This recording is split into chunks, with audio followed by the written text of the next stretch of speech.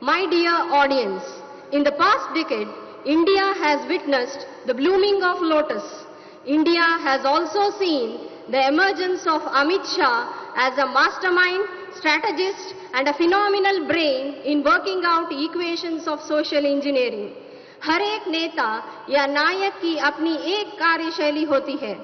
हमारे माननीय गृह मंत्री श्री अमित शाह जी ये विश्वास करते हैं कि किसी प्रकल्प की सफलता उसकी गोपनीयता पर निर्भर करती है। This modern day Chanakya is still unfolding. The country will see many more unseen aspects where he will be fulfilling the vision of Bharat as a Vishwaguru.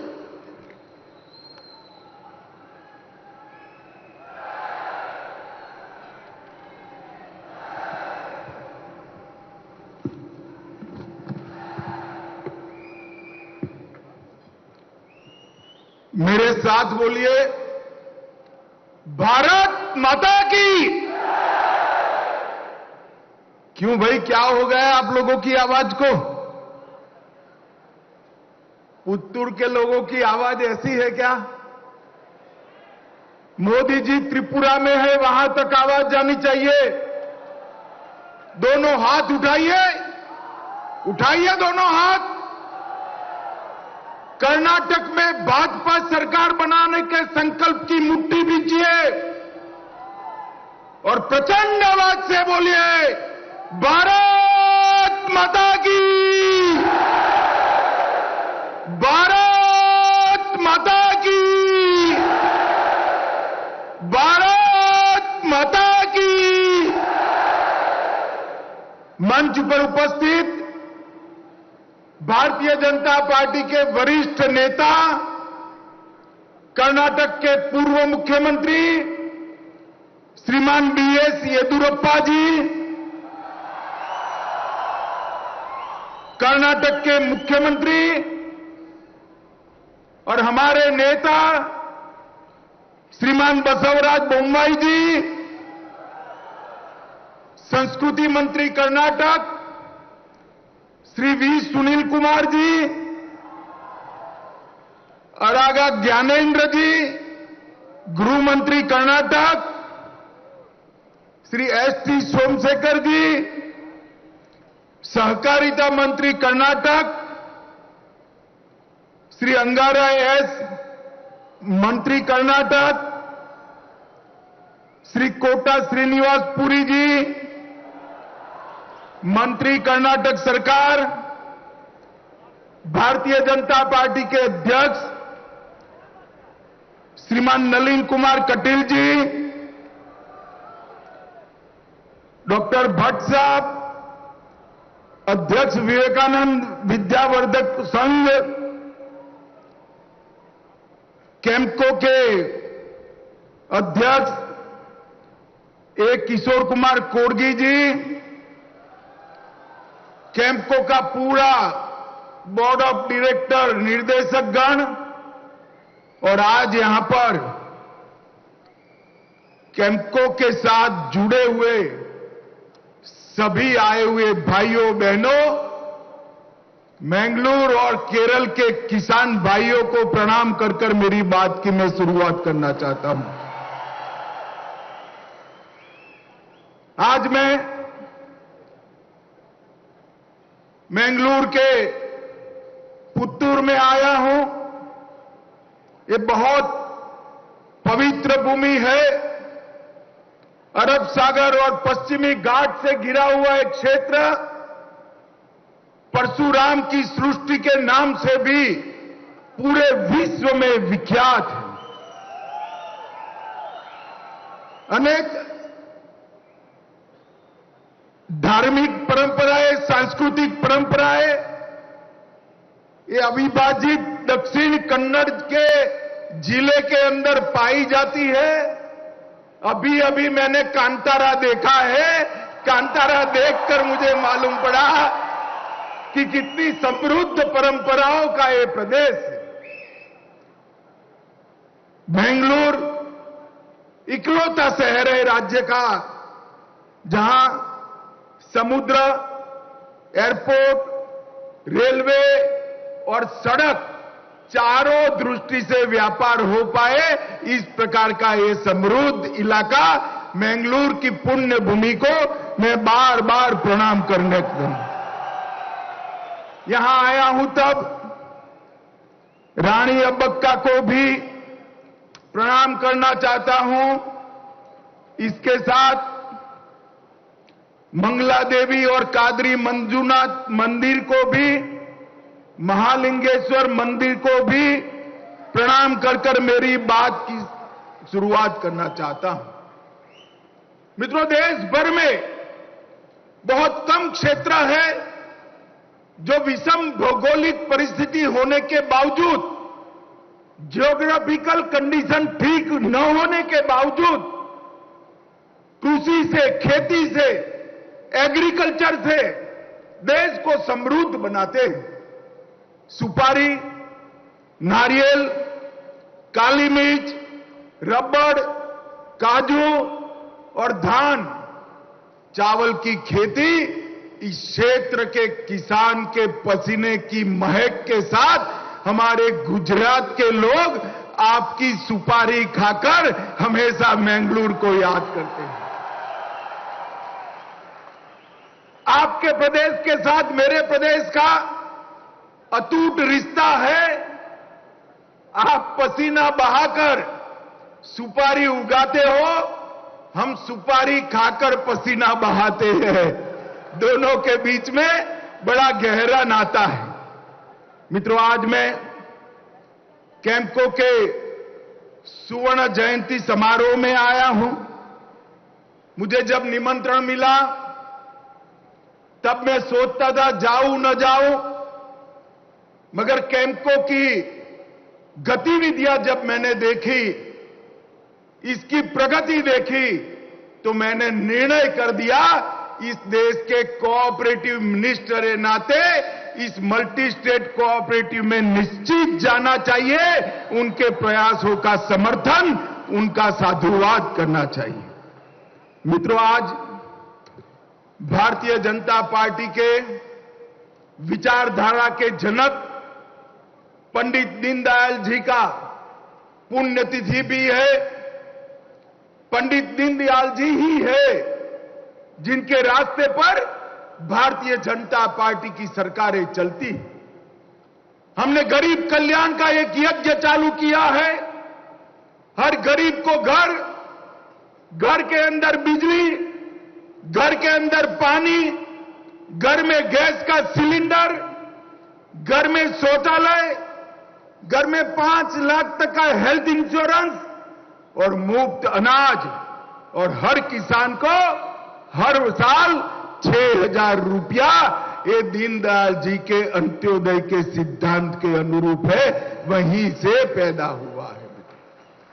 समग्र देश के अंदर भारतीय जनता पार्टी की सरकारें राष्ट्रीय सुरक्षा, राष्ट्र की समृद्धि और गरीबों के कल्याण को समर्पित है। पंडित दीनदयाल जी ने एकात्म मानववाद के दर्शन के अंदर ये तीनों कंसेप्ट को, ये तीनों विचारों को समाहित किया और इसको आगे बढ़ाया था। उनकी निर्मम हत्या हुई थी आज ही के दिन मुगलसराय रेलवे स्टेशन पर।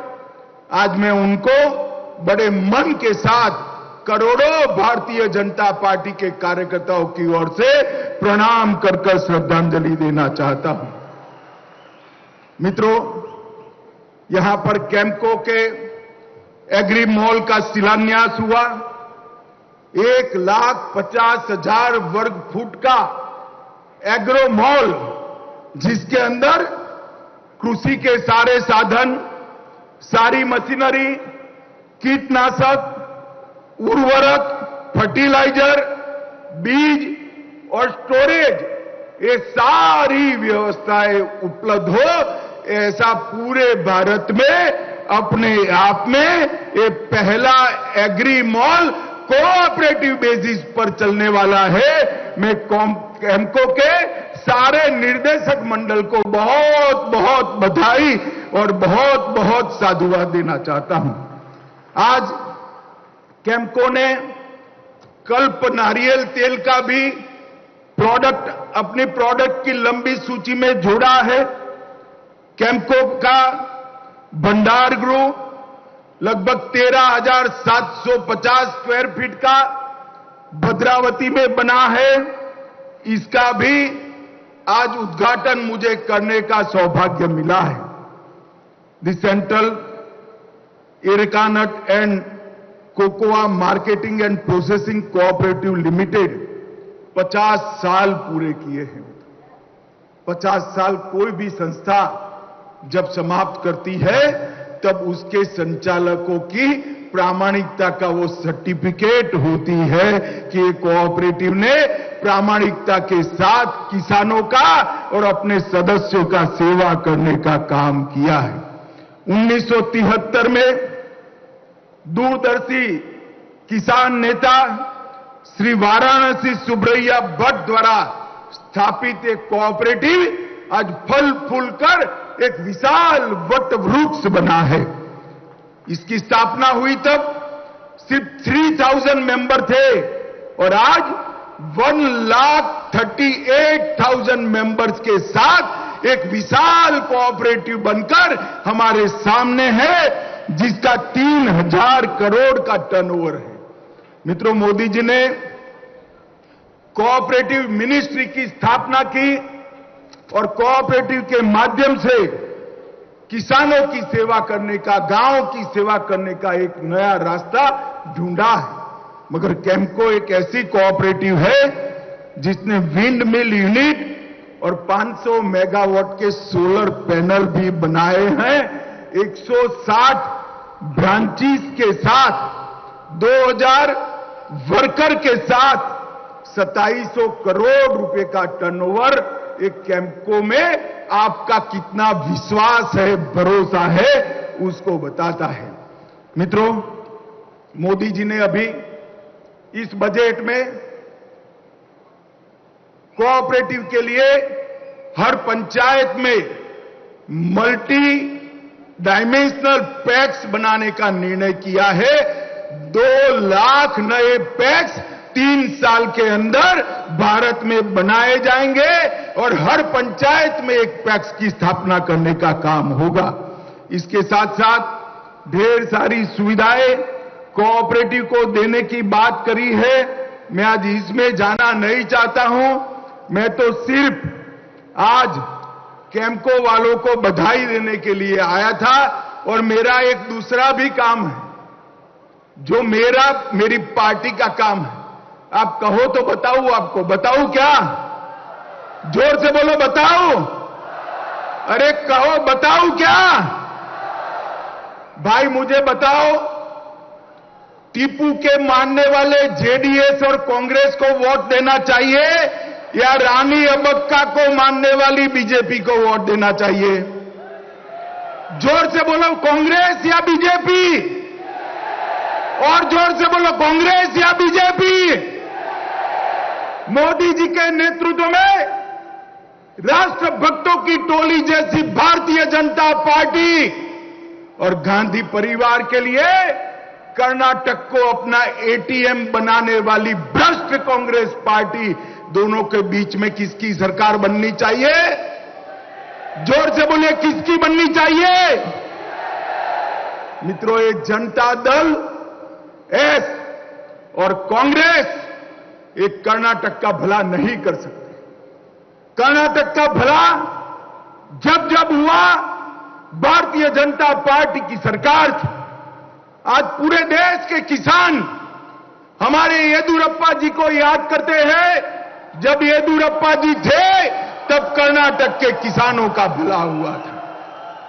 पूरे देश के लोग येदियुरप्पा जी को याद करते हैं। उनके नेतृत्व में ही बेंगलुरु बढ़ा। आज मोदी जी ने इस क्षेत्र के अंदर ढेर सारी चीजें करी हैं और सबसे बड़ी बात मैं बताता हूं, दक्षिण कर्नाटक वालों, एक कांग्रेस वालों ने पीएफआई के 1700 लोगों को छोड़ने का काम किया था और भारतीय जनता पार्टी के नेता नरेंद्र मोदी जी ने पीएफआई पर बैन लगाकर हमेशा के लिए बंद कर दिया। ये तुष्टीकरण करके देश विरोधी तत्व को ताकत देने वाली कांग्रेस पार्टी कभी कर्नाटक को सलामत नहीं कर सकती। आपके नजदीक केरल है, मैं ज्यादा कहना नहीं चाहता। अगर कर्नाटक को सुरक्षित रखना है तो केवल और केवल भारतीय जनता पार्टी रख सकती है। नरेंद्र मोदी के नेतृत्व में कर्नाटक की भाजपा सरकार रख सकती है। मित्रों, मोदी जी ने देश को सुरक्षित करने का काम किया। देश में से आतंकवाद, नक्सलवाद को समाप्त करने का काम किया। अरे मुझे बताओ दक्षिण कर्नाटक वालों, ये कश्मीर जो है हमारा है या नहीं है? जोर से बोलो, है या नहीं है? धारा 370 जानी चाहिए थी या नहीं जानी चाहिए थी? ये कांग्रेस और जेडीएस दोनों, जब मैं धारा 370 हटाने का बिल लेकर खड़ा हुआ कि मत हटाइए, मत हटाइए, मैंने कहा भला क्यों ना हटाए भाई बताओ? तूने कहा कश्मीर में खून की नदियां बह जाएगी। अरे कांग्रेस वालों, राहुल भाई सुन लो, ये नरेंद्र मोदी सरकार है। खून की नदियां छोड़ो, किसी का कंकर चलाने का भी हिम्मत नहीं हुआ, कंकर चलाने का हिम्मत नहीं। और मोदी जी ने 5 अगस्त 2019 को धारा 370 को समाप्त कर कश्मीर को हमेशा के लिए भारत माता का मुकुट बना देने का काम ये नरेंद्र मोदी जी ने किया। दक्षिण कर्नाटक में हाइड्रोजन ऊर्जा संयंत्र स्थापित करने के लिए प्रोजेक्ट लेकर हम आ रहे हैं। 104 एकड़ गंजी माता औद्योगिक क्षेत्र में प्लास्टिक पार्क स्थापित किया जा रहा है। कैंपको उसको और मजबूत करने जा रहे हैं। इस क्षेत्र के मछुआरों के लिए अलग मंत्रालय बनाया, सहकारिता के लिए अलग मंत्रालय बनाया और प्रधानमंत्री मत्स्य संपदा योजना के माध्यम से तटवर्ती जिले में गहरे समंदर में भी मछली पकड़ने के लिए हम उसको सहायता कर रहे हैं। अल्पसंख्यक छात्रों के लिए भी 1000 सीटों की क्षमता वाला छात्रावास बनाया। मैंगलोर और बेंगलोर को स्टार्टअप का हब बनाया और इसके साथ साथ श्री नारायण गुरु आवासीय विद्यालय बनाया और लगभग 34,850 हेक्टेयर भूमि आदिवासी भाइयों को देने का काम हमारे बसवराज बोम्मई जी की सरकार ने किया है, भारतीय जनता पार्टी की सरकार ने किया। भारत सरकार ने सीढ़ी घाट में टनल रोड बनाने का काम किया। इससे पोर्ट के ट्रांसपोर्टेशन में बड़ी सुविधा होने वाली है। एमएसपी योजना के अंतर्गत उबले हुए चावल खरीदने का काम हमारी कर्नाटक सरकार ने किया। बसवराज जी के लिए एक बार ताली बजा दो सभी लोग भाई। ये तेलंगाना वाले उबले हुए चावल नहीं खरीदते हैं और हमारे बसवराज जी उबले हुए चावल खरीदकर किसानों के साथ चट्टान की तरह बैठे। मित्रों, मोदी जी ने अभी मैंगलोर दौरे में 3800 करोड़ रुपए के विभिन्न परियोजनाओं की नींव डाली। मैंगलोर पोर्ट के अपग्रेडेशन के लिए 5 योजनाएं 1000 करोड़ की हम लेकर आए और मैंगलोर रिफाइनरी में 1830 और 630 करोड़ का 2500 करोड़ रुपए का एक्सपांशन का प्रोग्राम भी भारतीय जनता पार्टी की सरकार ने बनाया है। मित्रों, ये कांग्रेस और जेडीएस कभी कर्नाटक का भला नहीं कर सकता। जेडीएस को वोट मतलब कांग्रेस को वोट, भाजपा को वोट मतलब नए भारत के नए कर्नाटक को वोट। ये बात आप सभी लोग याद कर रखना। मित्रों, आज हम थोड़ा लेट चल रहे हैं। चुनाव में मैं फिर से आऊंगा और दिल खोलकर आपसे बात करूंगा, मगर आज इस मंच से सुवर्ण जयंती के मौके पर फिर से एक बार कैम्पको के पूरे बोर्ड ऑफ डायरेक्टर को, भाई सभी लोग खड़े हो जाइए, जरा खड़े हो जाइए, पूरे बोर्ड ऑफ डायरेक्टर को बहुत बहुत बधाई देना चाहता हूं कि एक अच्छी कोऑपरेटिव आपने चलाई है। आप भी ताली बजाकर इनका स्वागत करिए, जोर से स्वागत करिए मित्रों। और अंत में आप लोगों को पूछना चाहता हूं, भाजपा सरकार बनाएंगे क्या? जोर से बोलो, हाथ ऊपर उठाकर बनाएंगे? कमल के निशान पर बटन दबाएंगे? बसवराज मुंबई के हाथ मजबूत करेंगे? मोदी जी के हाथ मजबूत करेंगे? पूर्ण बहुमत की भाजपा सरकार बनाएंगे? तो मेरे साथ दोनों हाथ उठाइए, विजय के संकल्प की मुट्ठी बींचिए और प्रचंड आवाज से बोलिए, भारत माता की, भारत माता की, वंदे वंदे वंदे।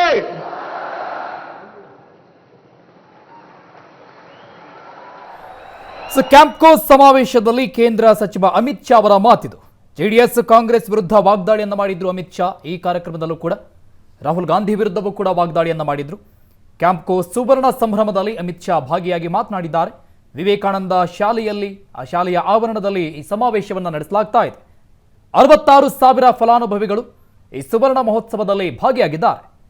ಅಡಿಕೆ, ಕೊಕ್ಕೋ, ರಬ್ಬರ್ ಮತ್ತು ಕರಿಮೆಣಸು ವ್ಯವಹಾರವನ್ನ ನಡೆಸುವಂತಹ ವ್ಯವಹಾರ ಸಂಸ್ಥೆಯಾಗಿದೆ ಕ್ಯಾಂಪ್ಕೋ.